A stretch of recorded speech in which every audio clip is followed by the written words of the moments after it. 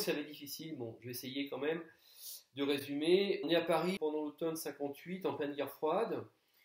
Marcus, le personnage central, est un membre des Stay Behind. Qu'est-ce que c'est que les Stay Behind? C'est un réseau de volontaires formés pour défendre la patrie en cas d'attaque soviétique. Il était présent dans la plupart des pays de l'OTAN et en Suisse, et formé aux techniques paramilitaires, de guérilla et de renseignement.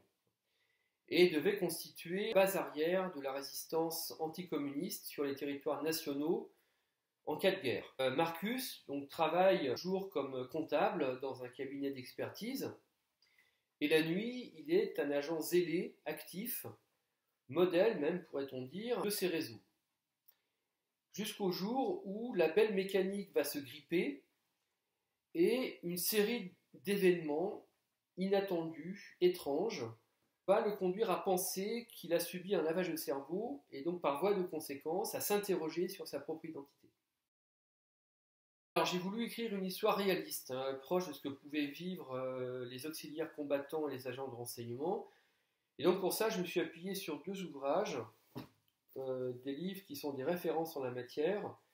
Les armées secrètes de l'OTAN de Daniel Danzer, voilà, qui est un historien spécialisé dans l'histoire contemporaine et les relations internationales depuis 1945. Et puis un autre bouquin de Gérard Desmarais, Stay Behind, voilà, les réseaux secrets de la guerre froide.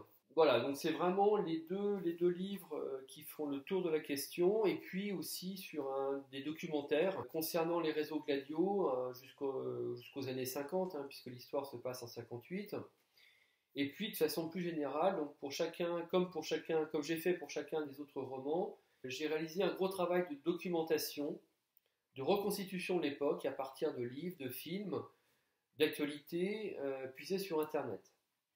Quel était le contexte politique de l'époque, comment les gens s'habillaient, s'alimentaient, les codes culturels, les modèles de voitures, les rapports entre les hommes et les femmes, la manière de s'exprimer.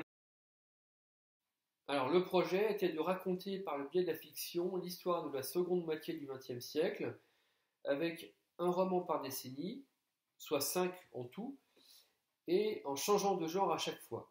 Table rase, une histoire des années 50, c'est un roman d'espionnage donc qui a été écrit en dernier car j'ai suivi un ordre inversement chronologique, en commençant par les années 90, L'avenir radieux, un roman de science-fiction et d'Uchronie, et en poursuivant par Les partisans, un roman policier sur les années 80, pour les années 70, Le tricheur, un roman sentimental, pour les années 60, Soleil rouge, un roman politique.